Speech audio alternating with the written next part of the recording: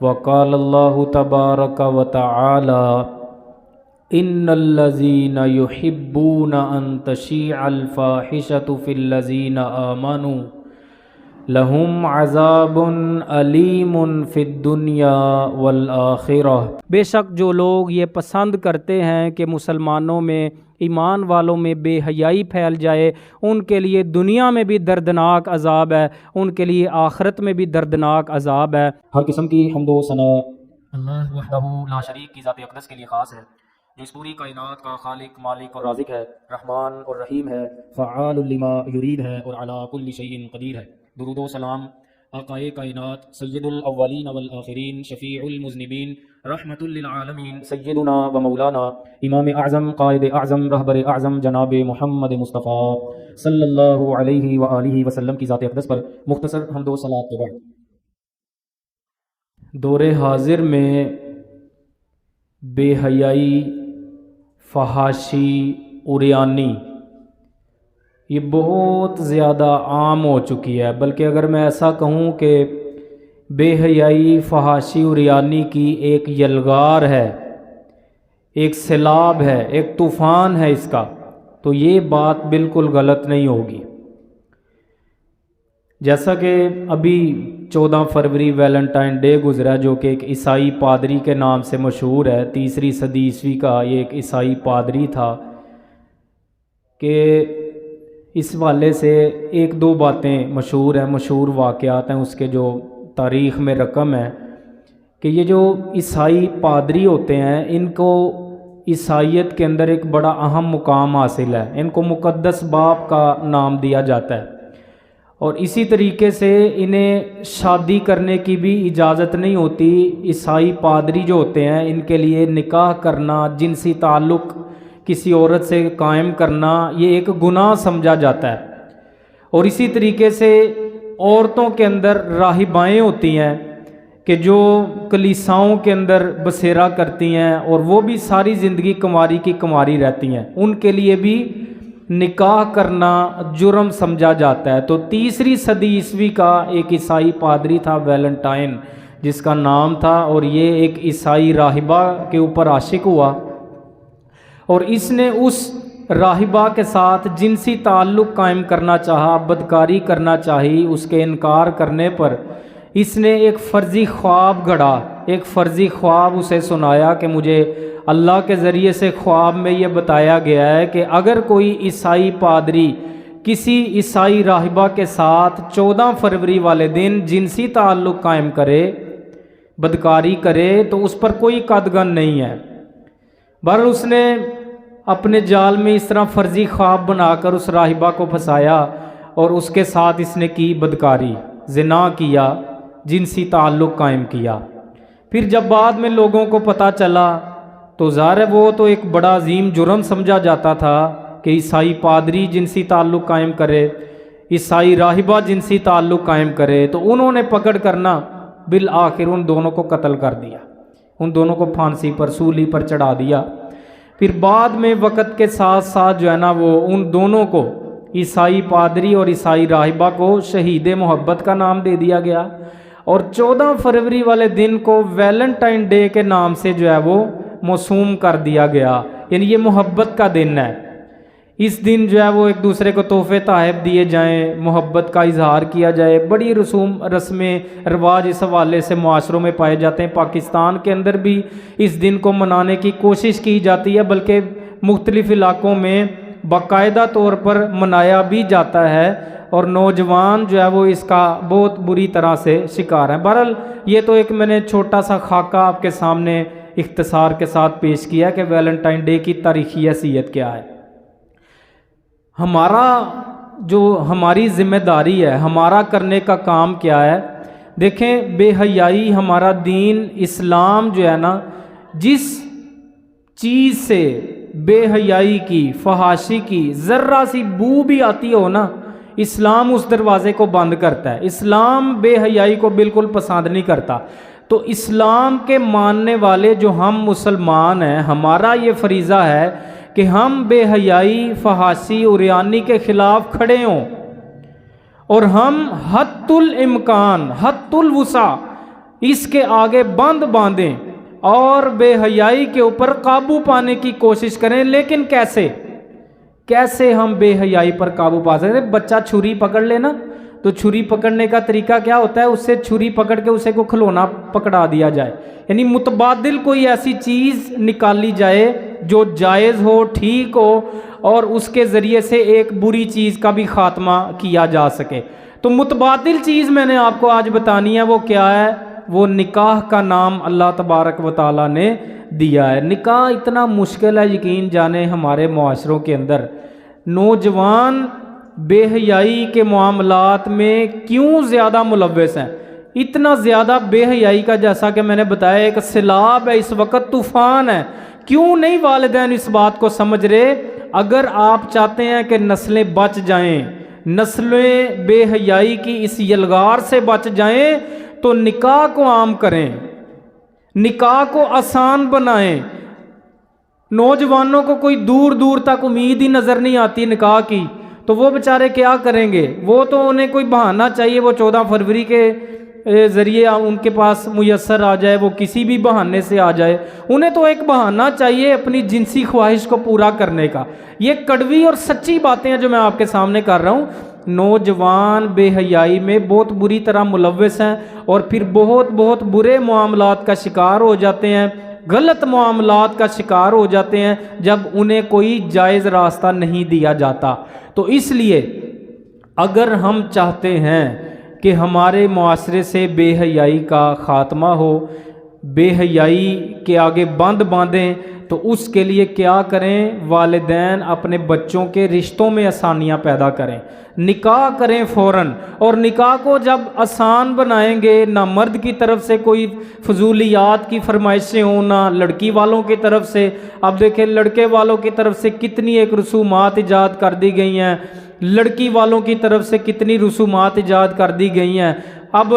کسی کے پاس نہ لاکھوں روپیہ ہو اور نہ جو ہے وہ نکاح کر سکے، تو نکاح کو آسان بنانا ہے، نکاح کو آسان بنائیں گے، کیونکہ جب غلط ریلیشنز قائم ہوتے ہیں نا، یہ بات یاد رکھیں، جس معاشرے میں غلط ناجائز ریلیشنز قائم ہوتے ہیں، لڑکی لڑکے کے ناجائز تعلقات قائم ہوتے ہیں، اس کو نام یہ ہے زنا۔ کیا ہے یہ؟ زنا۔ اور زنا صرف وہ آخری جو حد ہے نا بے حیائی کی زنا والی، صرف اسی کا نام زنا نہیں ہے۔ لڑکا لڑکی ایک دوسرے کو بغیر شادی کے ہاتھ بھی ملاتے ہیں نا، یہ ہاتھ کا زنا ہے۔ لڑکا لڑکی کو آنکھوں سے دیکھتا ہے، یہ آنکھوں کا زنا ہے۔ لڑکا لڑکی فون پہ باتیں کرتے ہیں، یہ ایک دوسرے کی باتیں سنتے اور بولتے ہیں، یہ زبان کا اور کان کا زنا ہے۔ نبی کریم صلی اللہ علیہ وسلم کا یہ فرمان ہے کہ ہاتھوں کا بھی زنا ہوتا ہے، اور ہاتھوں کا زنا ہے غلط پکڑنا، یعنی ناجائز لڑکی کو ہاتھ لگانا۔ اور اس حوالے سے ایک اور روایت سن لیں، نبی علیہ السلام نے فرمایا کہ تمہارے سر کے اندر ایک سوئی ٹھونس دی جائے، یہ اس سے بہتر ہے کہ تم کسی ناجائز کسی غیر محرم لڑکی کو ہاتھ لگاؤ۔ اب دیکھیں کتنا سوئی اگر بندہ اپنے دماغ میں ٹھونسے اس کی ڈیتھ ہو جائے گی، تو موت بہتر ہے نبی علیہ السلام کے اس فرمان کے مطابق غیر محرم سے تعلقات قائم کرنے سے، غیر محرم لڑکی کو ہاتھ لگانے سے مر جانا بہتر ہے۔ یہ اس حدیث کا مفہوم ہے۔ تو یہ بے حیائی کے معاملات اس وقت عام ہیں، بہت زیادہ۔ بے حیائی کے خلاف اگر ہم چاہتے ہیں کہ ہم ایک بند باندھیں، تو اس کے لیے کیا کرنا ہے؟ نکاح کو آسان بنانا ہے، نکاح کو آسان کرنا ہے، ہم نے نکاح میں آسانیاں پیدا کرنی ہے، اور فوراً لڑکوں کو ایک جائز چیز جو ہے وہ مہیا کرنی ہے نکاح کی صورت میں۔ دیکھیں اللہ کا حکم ہے، اللہ رب العزت قرآن مجید میں فرماتے ہیں وَأَنْكِحُوا الْأَيَامَ مِنْكُمْ، تم میں سے جتنے بھی غیر شادی شدہ بغیر نکاح کے ہیں ان کے نکاح کرو۔ اور اس دور میں جو ایک غلاموں کا لونڈیوں کا سلسلہ چلتا تھا، اس حوالے سے بھی علیحدہ فرمایا وَالصَّالِحِينَ مِنْ عِبَادِكُمْ وَإِمَائِكُمْ، جتنے تمہارے غیر شادی شدہ غلام ہیں لونڈیاں ہیں ان کے بھی نکاح کرو۔ بہرحال یہ تو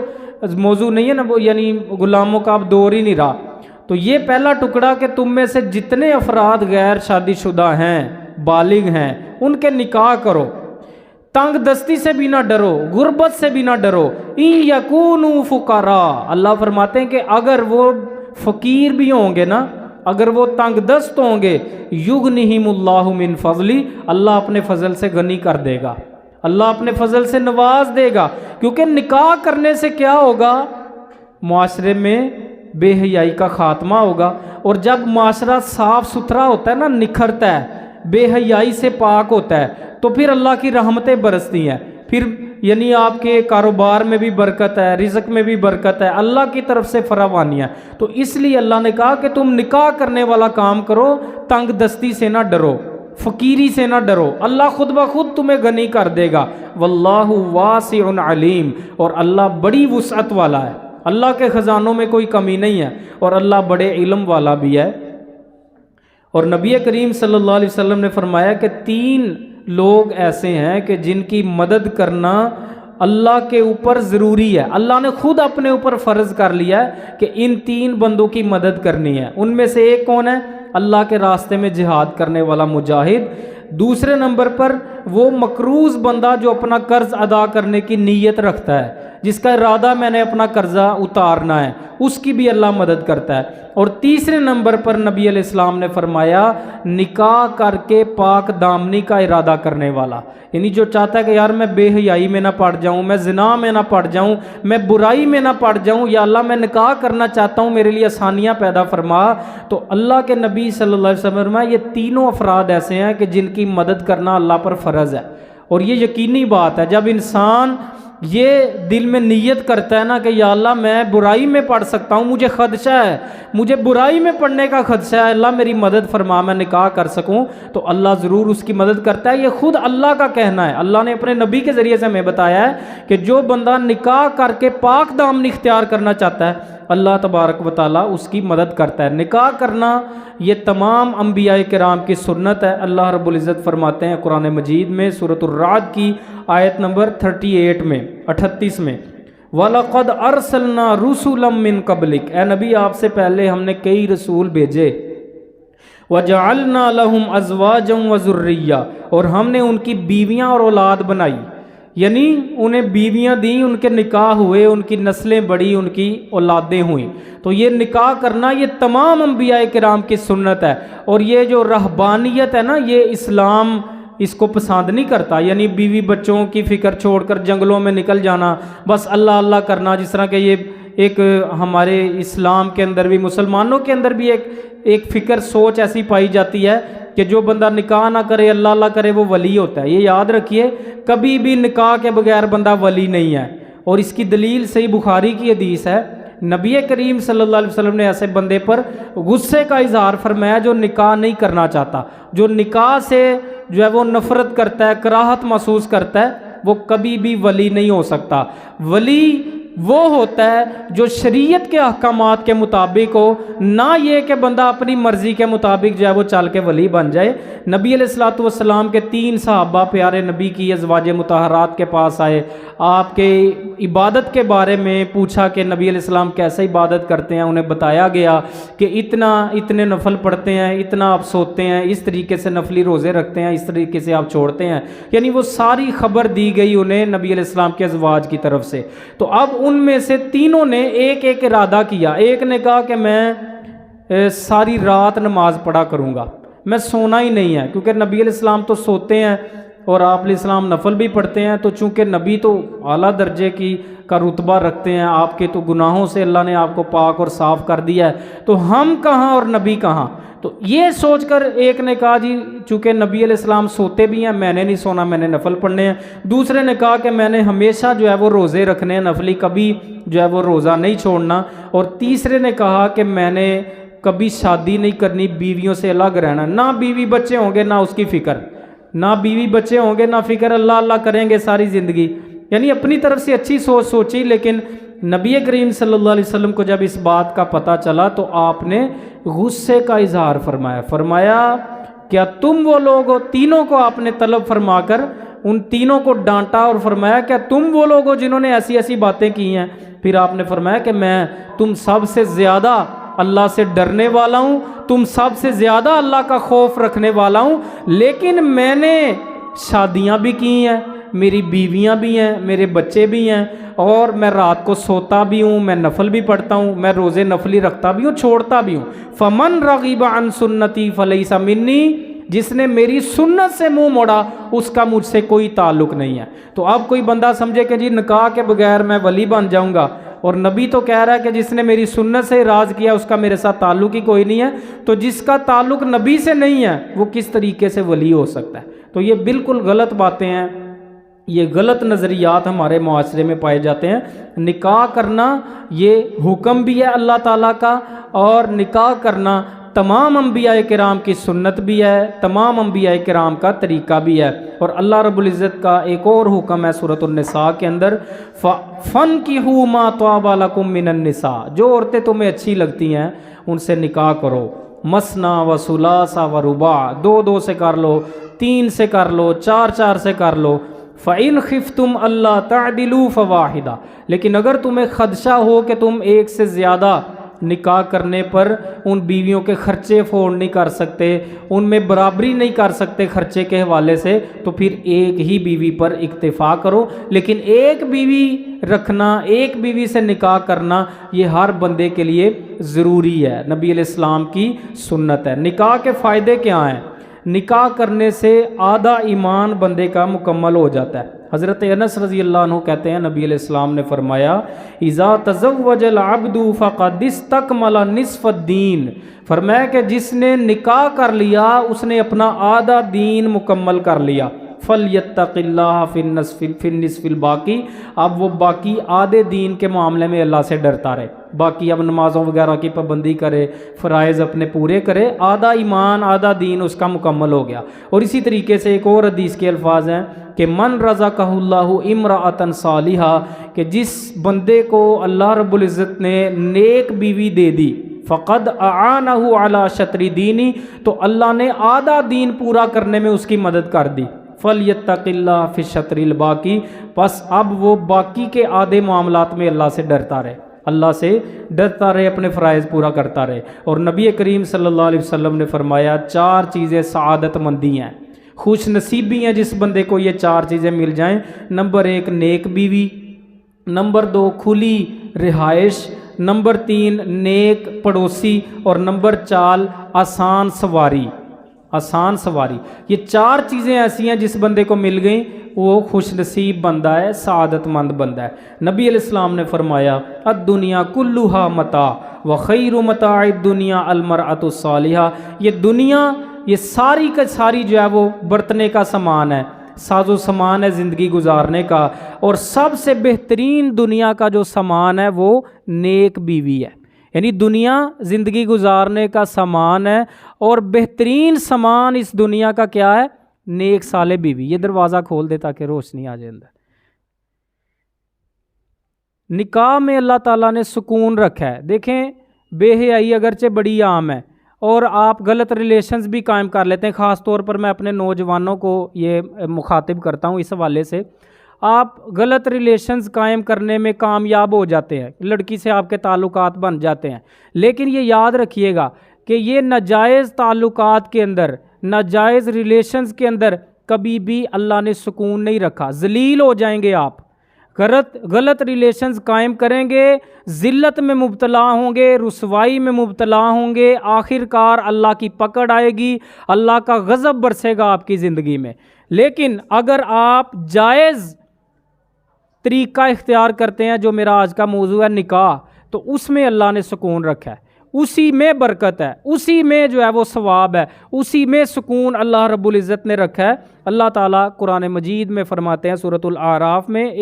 189 نمبر آیت کے اندر، هُوَ الَّذِي خَلَقَكُم مِّن نَّفْسٍ وَاحِدَةٍ، وہی ہے جس نے تمہیں ایک جان سے پیدا کیا، یعنی حضرت آدم سے، وَجَعَلَ مِنْهَا زَوْجَهَا لِيَسْكُنَ إِلَيْهَا، اور وہی ہے جس نے اس کی بیوی بنائی تاکہ وہ اس سے سکون حاصل کرے، یعنی بیوی بنائی ہے سکون کے لیے، سکون صرف بیوی کے اندر ہے، غلط تعلقات کے اندر، ناجائز ریلیشنز کے اندر ہرگز قطعاً سکون نہیں ہے، ذلت ہے، رسوائی ہے، غضب ہے اللہ کا۔ سکون اللہ تعالیٰ نے نکاح کے اندر رکھا ہے، بیوی کے اندر رکھا ہے، اور بیوی کے لیے خاوند کے اندر رکھا ہے۔ اسی طرح نکاح کے اندر انسان کی نسل کی بقا ہے، انسان کی نسل چلتی ہے، اور اس پر نبی علیہ السلام نے فخر بھی کیا ہے۔ نبی کریم صلی اللہ علیہ وسلم کا فرمان ہے سنن ابو داود کے اندر، تزوج الودود الولود، زیادہ محبت کرنے والی، زیادہ بچے پیدا کرنے والی عورتوں سے نکاح کرو، فَإِنِّي مُكَاثِرٌ بِكُمُ الْأُمَمَ، کیونکہ میں تمہاری کثرت کی وجہ سے دیگر امتوں پر فخر کروں گا۔ یعنی یہ نبی کے فخر کا ذریعہ، نکاح کر کے نسل بڑھائی جائے، بچے پیدا کیے جائیں،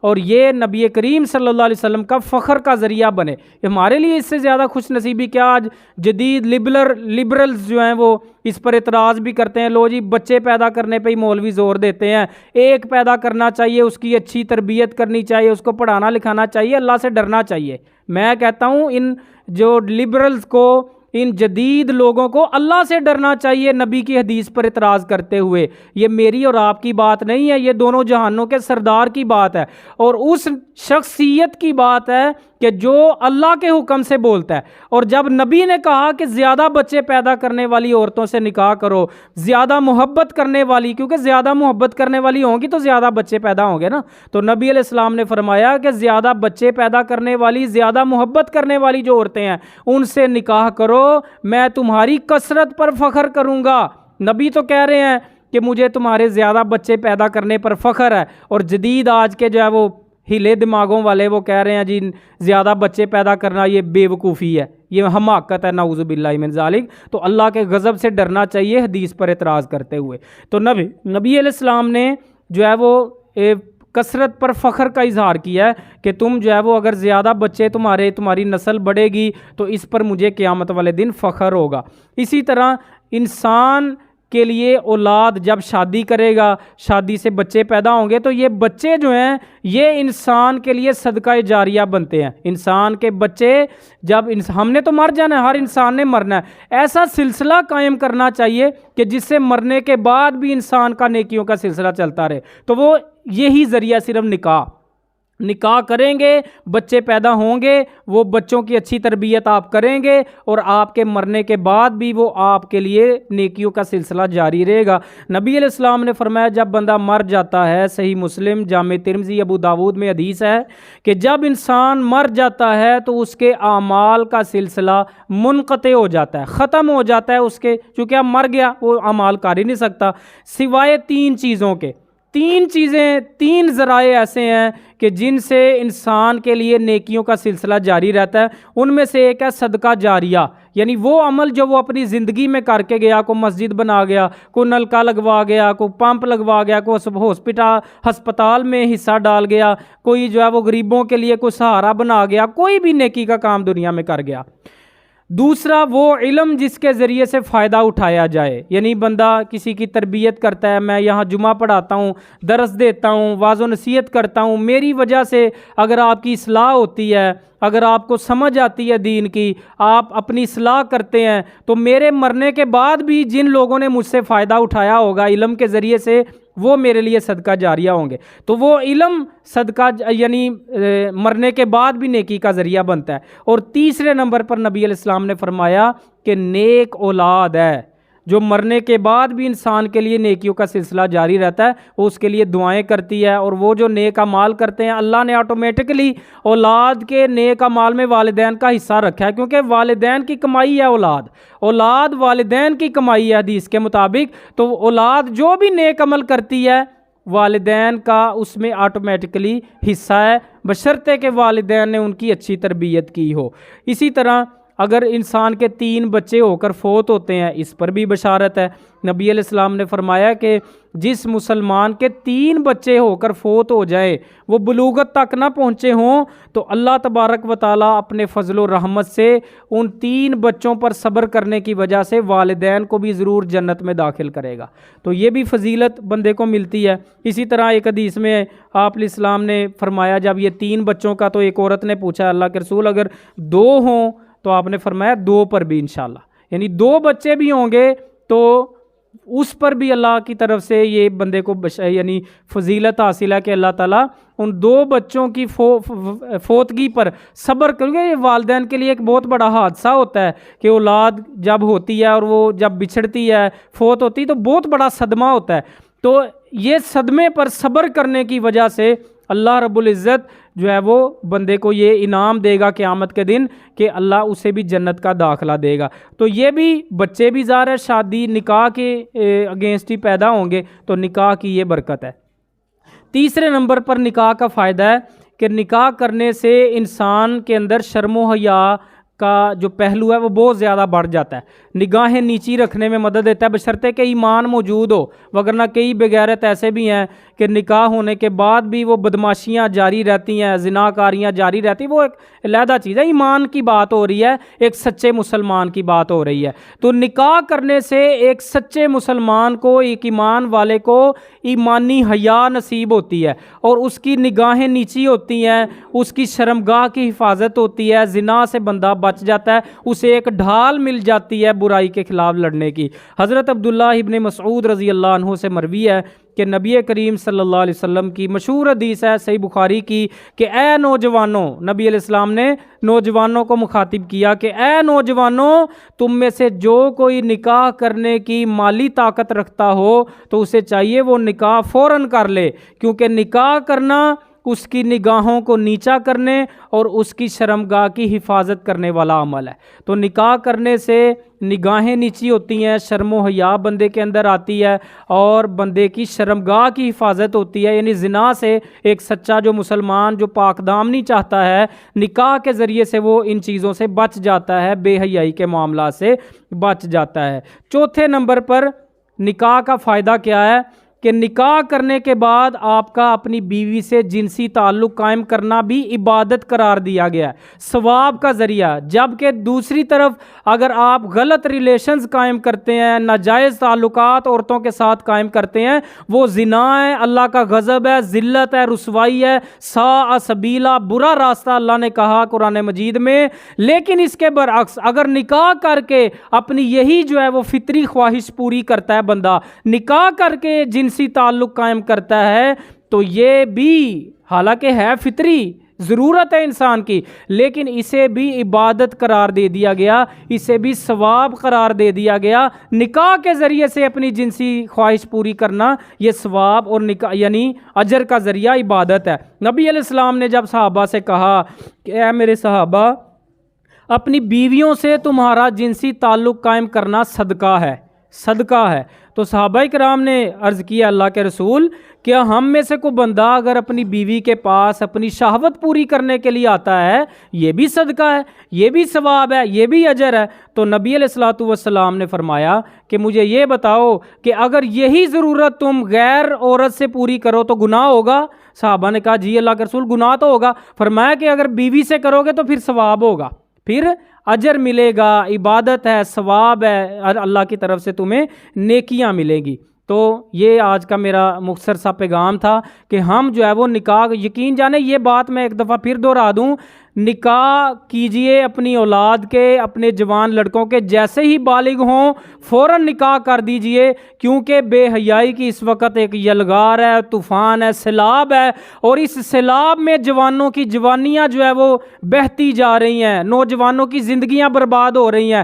نوجوان غلط کاریوں کا شکار ہو رہے ہیں، بہت سے غلط راستے اختیار کر رہے ہیں۔ اشارہ دینا مقصد ہے، آپ سب سمجھدار ہیں، بہت سے غلط طریقوں سے پھر وہ اپنی جو ہے وہ جنسی خواہشات پوری کرتے ہیں، جب بے حیائی دیکھ دیکھ کے، ہاتھوں میں موبائل ہیں، نیٹ عام ہے،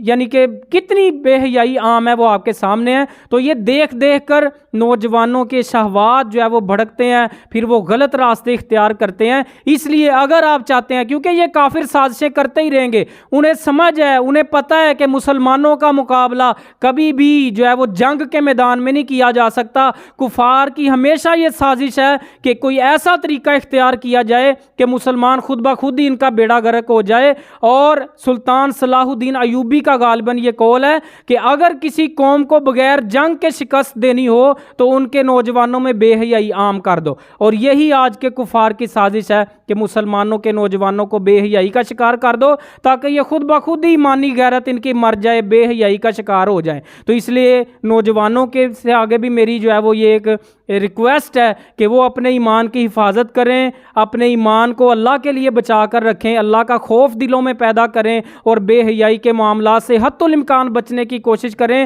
فزیکل نیچر کے اندر، دنیا کے اندر جو ہے وہ اپنے آپ کو مصروف کریں، ورزش ہے، جو اب اچھے کام ہیں ان کے اندر مصروف کریں بے حیائی سے بچنے کے لیے۔ اور والدین سے میری یہ گزارش ہے کہ نکاح کو آسان کر کے، سادگی کے ساتھ، آسانی کے ساتھ نکاح کو عام کر کے نوجوانوں کی شادیاں کریں، نکاح کریں، تاکہ وہ پاک دامنی والی زندگی کے اندر آ کر ذلت اور رسوائی سے بچ جائیں اور معاشرہ جو ہے وہ پرامن ہو سکے، اللہ کی رحمتیں برسیں۔ اللہ تبارک و تعالی ہمیں عمل کرنے کی توفیق عطا فرمائے۔ وآخر دعوایا ان الحمد للہ رب العالمین۔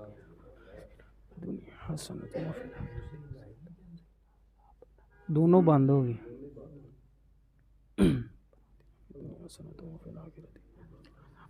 ان الحمد للہ نحمده ونستعینه ونستغفره ونعوذ باللہ من شرور انفسنا ومن سیئات اعمالنا، من يهده اللہ فلا مضل له ومن يضلل فلا هادی له، اشہد ان لا الہ الا اللہ وحدہ لا شریک له واشہد ان محمدا عبدہ ورسولہ، اما بعد فاعوذ باللہ من الشیطان الرجیم۔ ان الذین یحبون ان تشیع الفاحشۃ فی الذین آمنوا لہم عذاب علیم فی الدنیا والآخرہ، بے شک جو لوگ یہ پسند کرتے ہیں کہ مسلمانوں میں، ایمان والوں میں بے حیائی پھیل جائے، ان کے لیے دنیا میں بھی دردناک عذاب ہے، ان کے لیے آخرت میں بھی دردناک عذاب ہے۔